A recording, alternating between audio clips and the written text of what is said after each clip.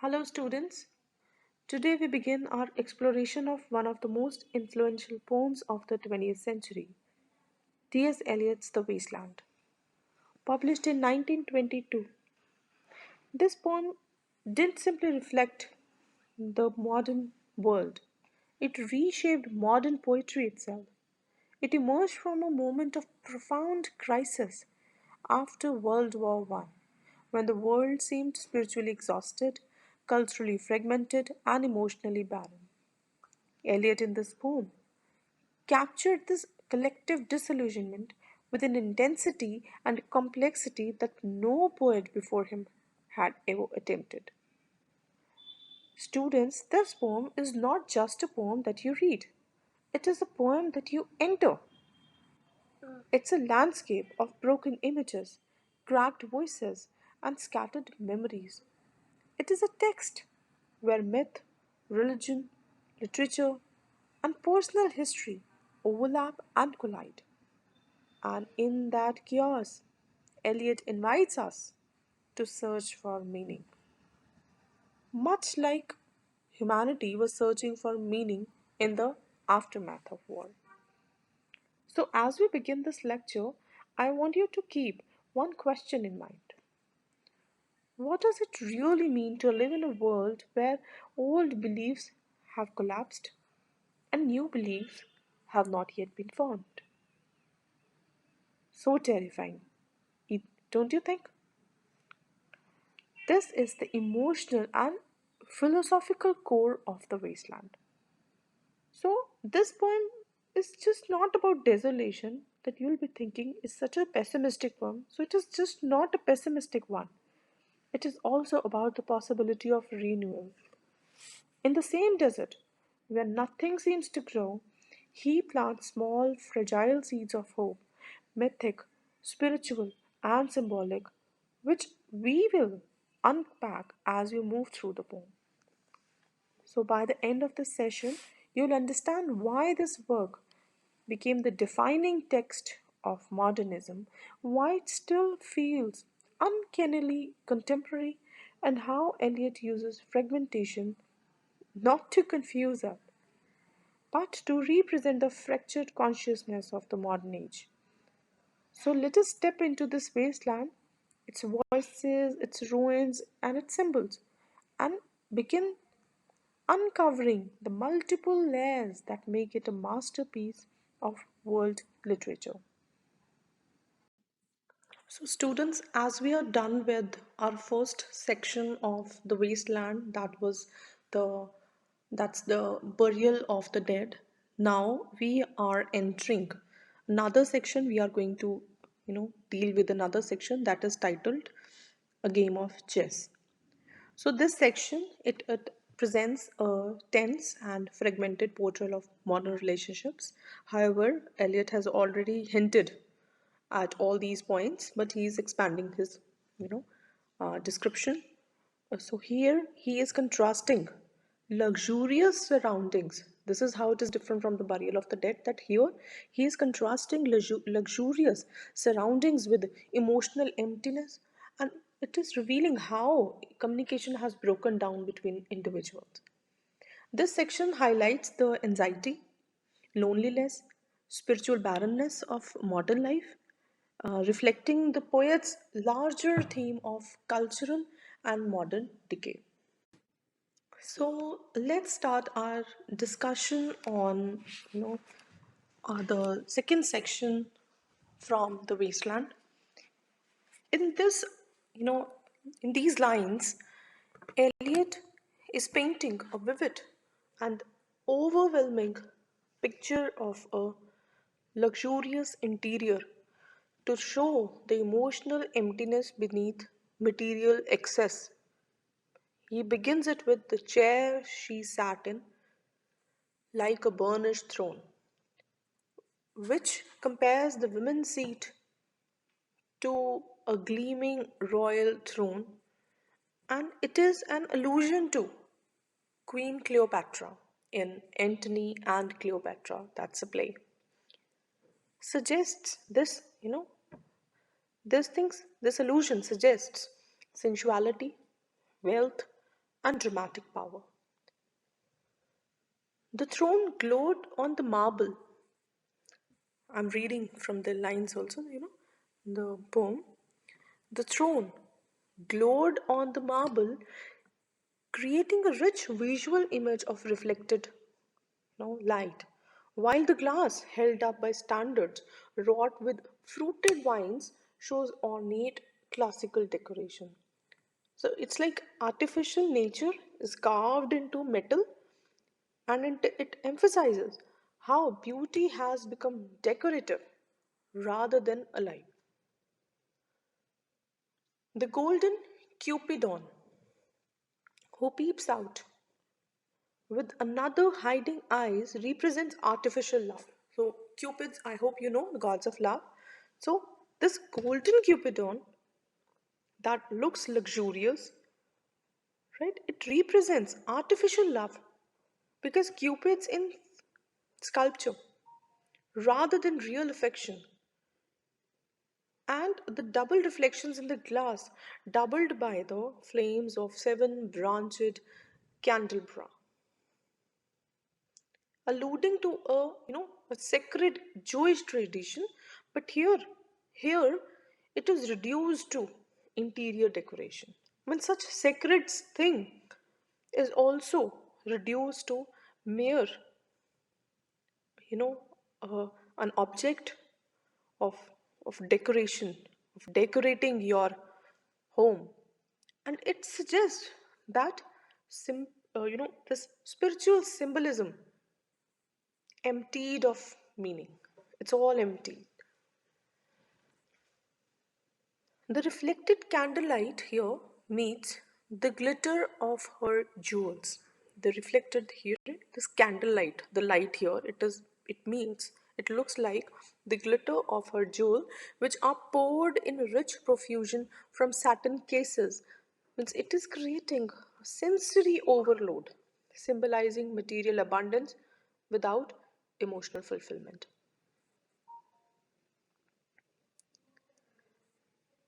The perfumes, the perfumes in vials of ivory and colored glass that sit unstopped and lurks suggest luxury that borders on suffocation, while strange synthetic perfumes stress that even beauty is now artificial, chemically manufactured rather than natural, symbolizing modern love as unnatural and constructed.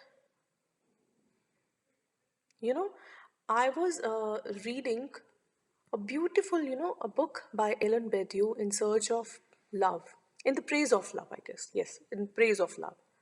Here, he starts, by writing, by mentioning that how he is afraid of this modern love, which is actually on, sale, which is actually on sale. Because there are so many dating apps, there are so many sites where, you know, all sets of surety is given that in the end, even if you want to walk out of a relationship, it will not be a big deal because it will be written in, in a contract, right? So these are, even beauty is also chemically made, love is also constructed. It is, there is a propaganda behind that also. So these perfumes, unangid, powdered or liquid. So, these perfumes also, an unguent, powdered or liquid, they create confusion and overwhelm the senses. It does not, these perfumes, they do not let you even think. That is the very essence of a human. A human is only when we are human, only when we can think. And when we think, that makes us different from animals. But even our thinking is also manufactured in factories, then what kind of humans are we? We are not human enough, right? So it demonstrates how luxury has become oppressive rather than pleasurable. When the fresh air from the window stirs them, and they ascend. you know they fatten the candle flames, making them flare unnaturally, and their smoke rises into the licuria.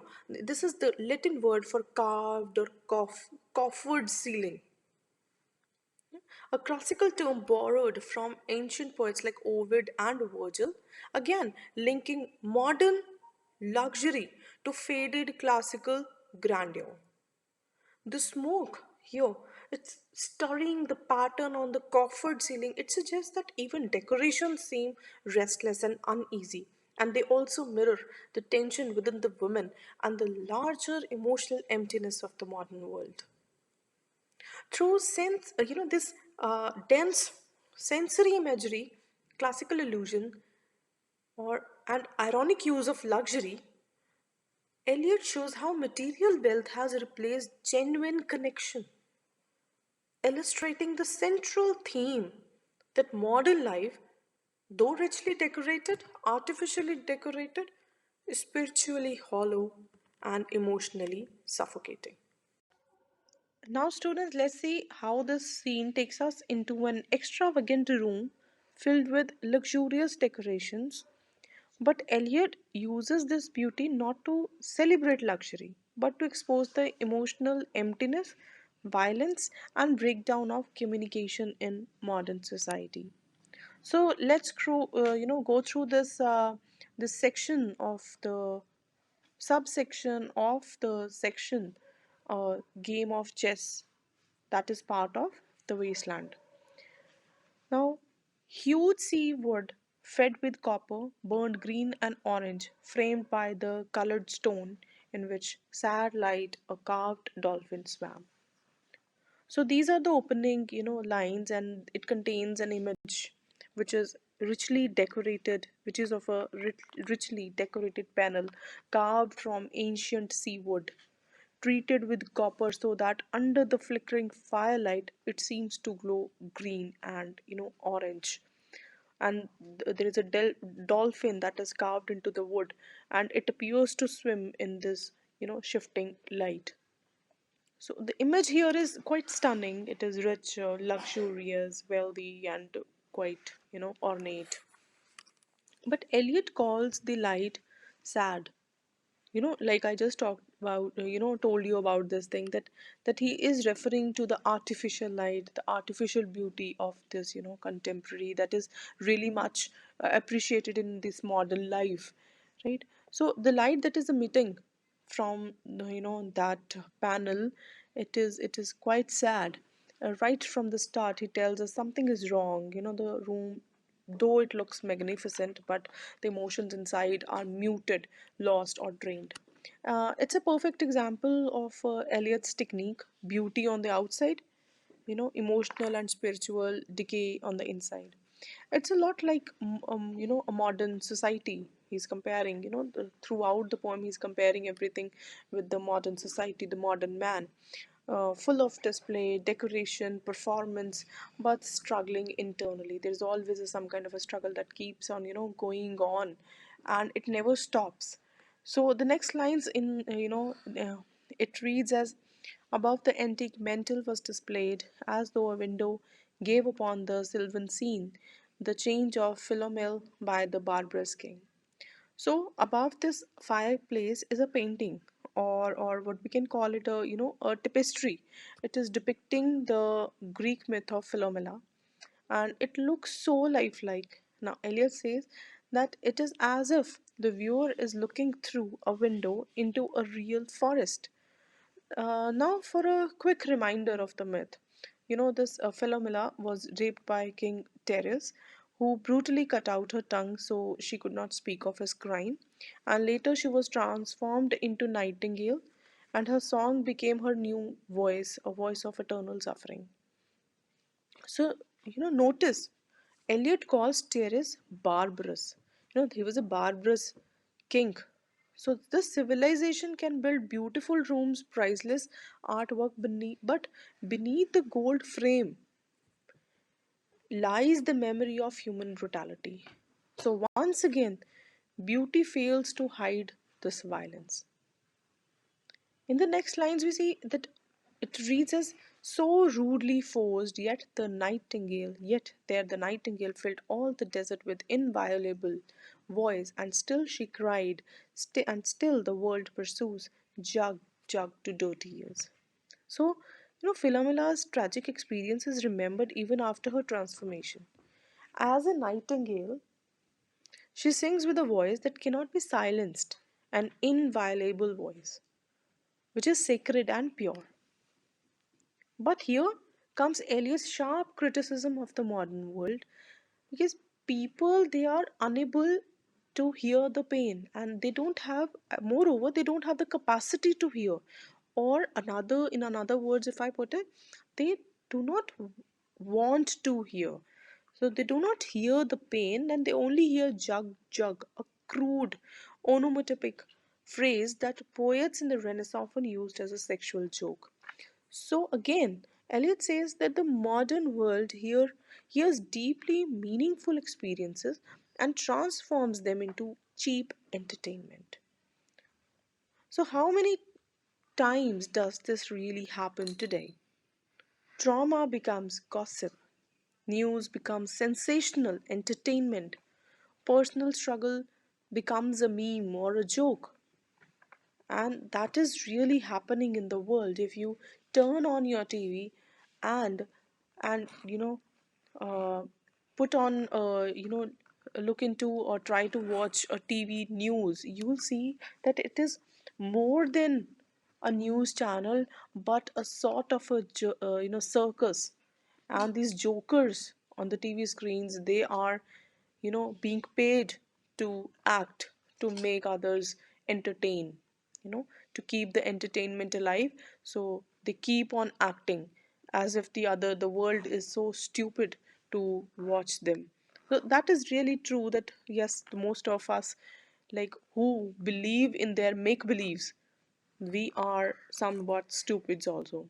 So we really, Eliot is warning us that we should not really get into or fall into their trap.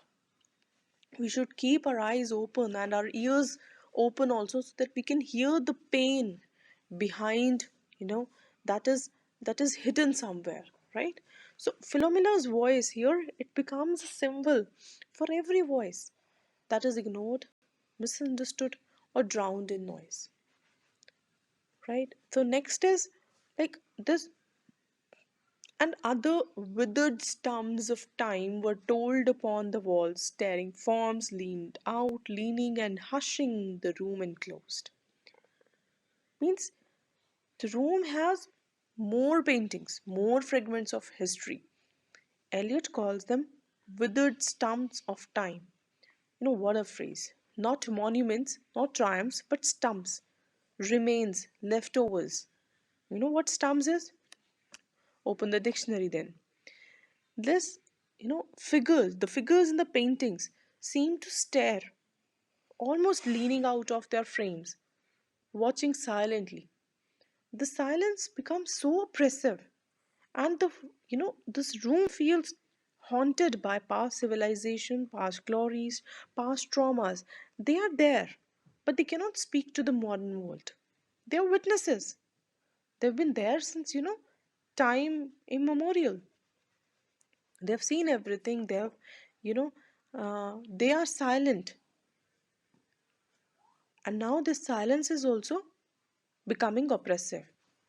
But the living no longer listen. Means the past can see everything, is recording each and everything. It is not letting even a single cry unheard or unrecorded. But it is the modern man, the living man, has no ear to listen to that, has no eyes to witness that cruelty.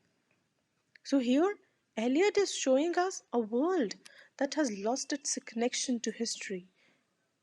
Okay, now how many of us today scroll through centuries of human knowledge without actually absorbing anything? How many of us? So you need to answer this to yourself. How many of you scroll through the reels, your Facebook feeds? They tell us about the past, but We just ignore it. We just scroll up and down without realizing, without absorbing anything, without taking any lesson from history, because we have disconnected our connection from history. And you know what? The history, like I just said, records everything. It does not leave anyone, it does not spare anyone. The past watches us, but we keep on looking away as if we are living in a state of denial. So that is the first thing that is really a problem, and we really need to address it. First of all, we need to acknowledge that yes, we need to admit the fact that yes, we have a problem, and now this problem needs a solution, and the solution comes from within you only, and you're the first one to take the first step. It won't be anybody else. So now again, I'm talking about the footsteps here. Footsteps shuffled into the stair under the firelight, under the brush, her hair spread out in fiery points. So suddenly we move to a living person in the room, a woman brushing her hair. Under the firelight, the hair, her hair spreads out like flames, bright, intense, almost, too emotional for the quiet and suffocating atmosphere. मतलब they are so red like flames. मतलब you cannot really ignore those red hair. So, and the footsteps on the stairs, it suggests tension, that someone is coming, someone is about to happen, something is about to happen, somebody is about to, walk into the room. So, this visual detail is quite cinematic, close up, intimate, and intense. And then here is one of the most powerful moments when Eliot writes, glowed into words, then would be savagely still. You know, her hair glows into words.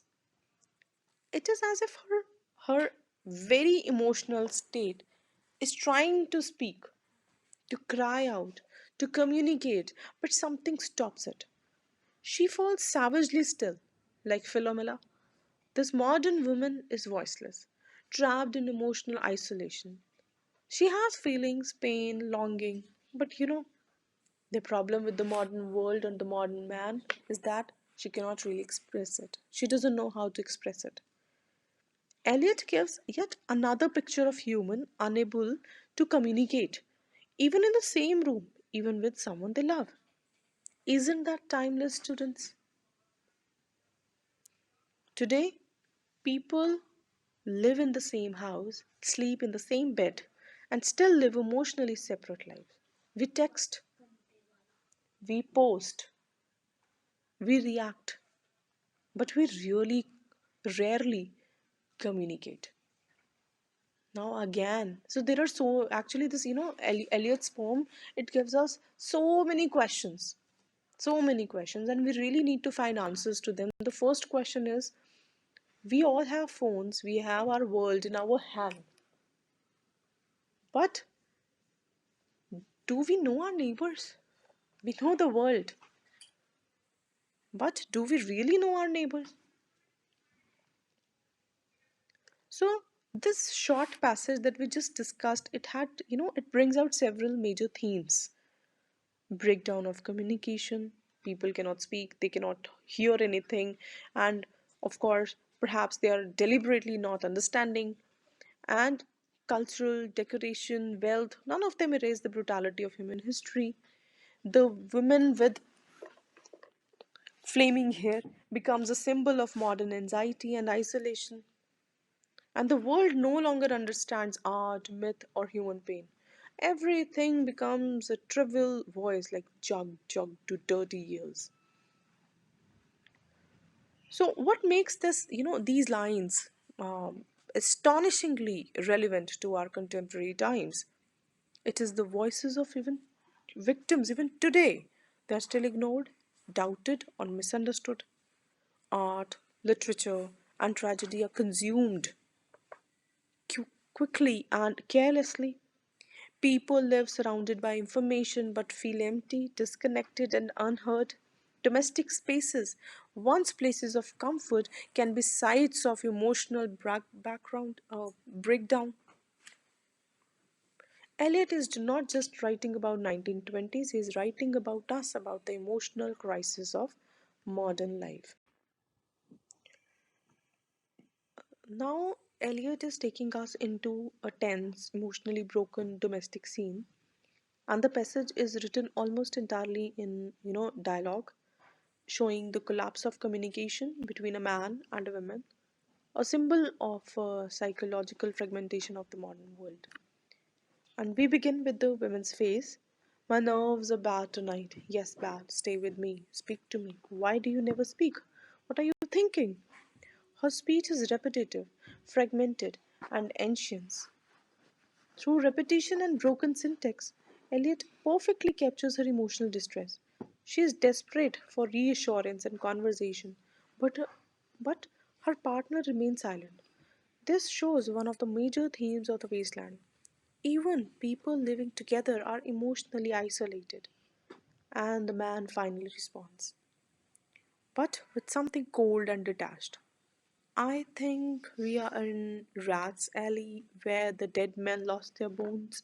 So this is a metaphor for the trenches of World War One, and the scene is quite dark, filthy, full of forgotten corpses. So instead of comforting her, he answers with the language of trauma and death. The emotional worlds do not connect at all. She wants intimacy. He gives imagery of war and decay. Communication has failed completely.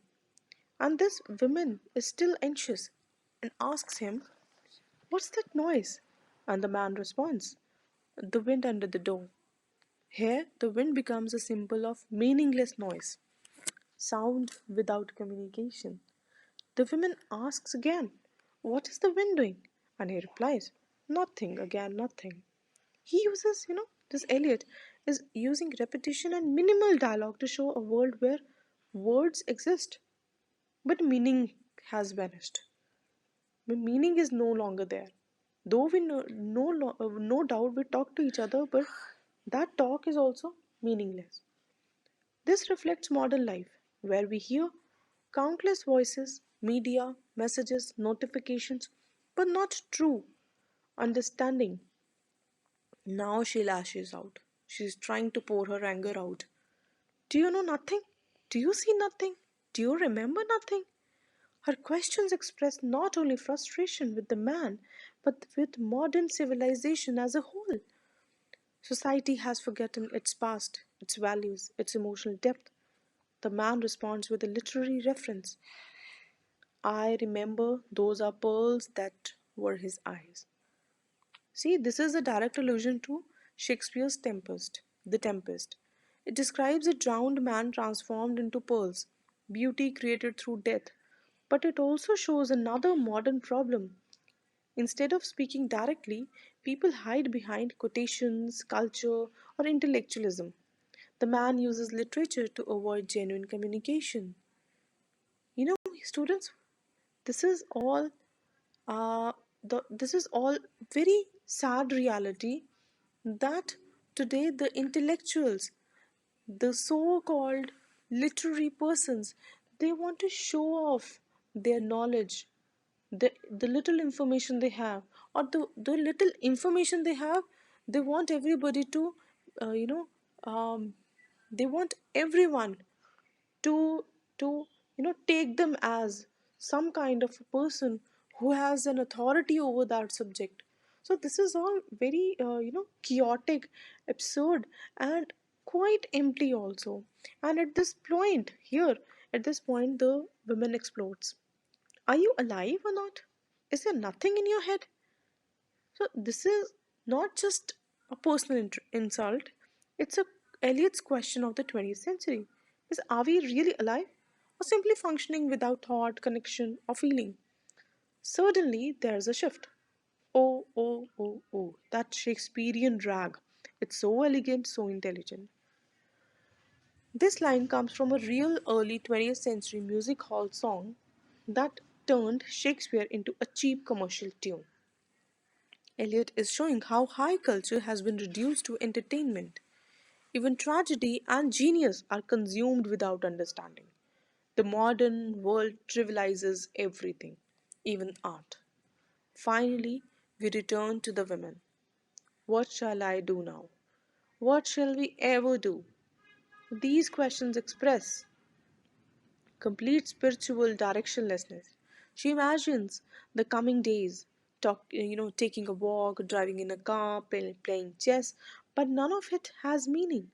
Daily life becomes routine, mechanical, empty, and the scene ends here with one of the most haunting images, pressing lidless eyes and waiting for a knock upon the door. Means the eyes, they don't know how to sleep, they are unable to sleep, unable to communicate, simply waiting for news, for disaster, for anything at least to happen. This captures the psychological numbness of the post war generation and still feels relevant today when many people live with anxiety, burnout, and emotional detachment.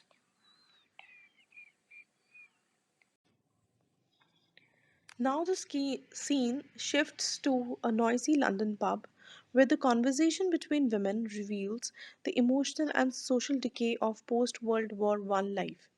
The scene is realistic, informal, and colloquial, quite different from the refined settings earlier in the poem.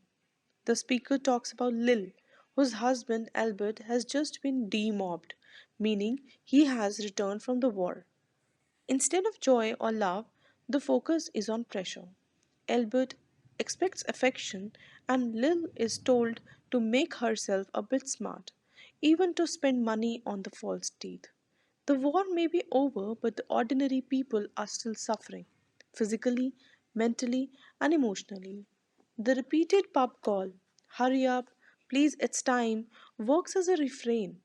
On the surface, it seems the pub is closing, but symbolically, time is running out.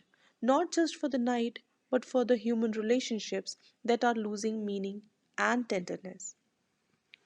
Students will learn here that Lil's health has suffered a lot because she took pills to induce an abortion. She is only 31 but already looks antique, means old. Eliot shows how modern life, poverty, overwork, and emotional strain can age a person before their time. This highlights a major theme of the poem. Modern life destroys people from within, just as surely war destroys from without.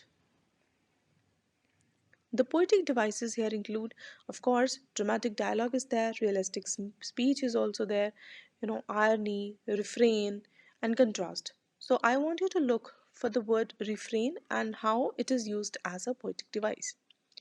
So instead of grand myth, Eliot shows that tragedy also lives in kitchens, pubs, and everyday marriages.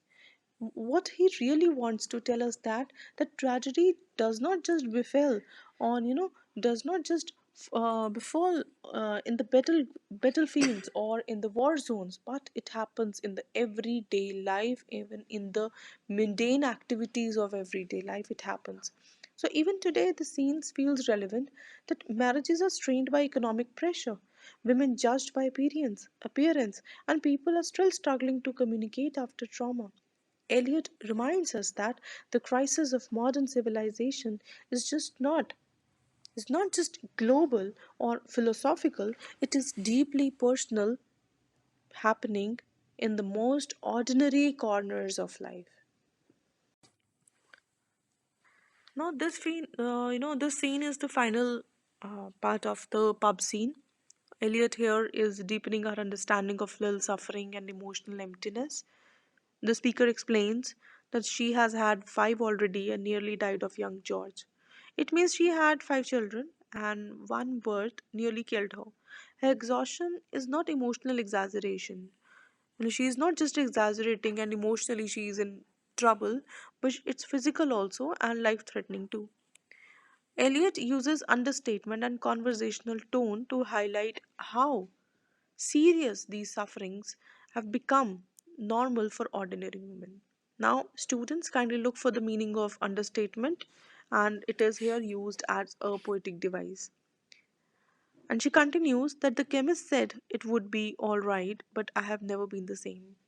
Students think about think of the time when contraceptive pills were not really legal and abortions were not legal, and women, they did not have much control over their bodies, they if they carry, if they, if they conceive a child, they have to keep the child even if they don't want it, or they can't bear the burden of raising that child, you know and here, and when she's saying that I have never been the same, it means that it is, continuously she's been taking those pills, and they are, and it is a kind of a crude and dangerous medical practice, and it was way before when the safe reproductive health care existed.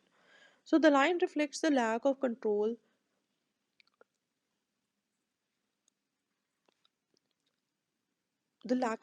women had over their bodies, and the indifference a society often showed to their pain. Then comes one of the most striking moments. What do you get married for if you don't want children?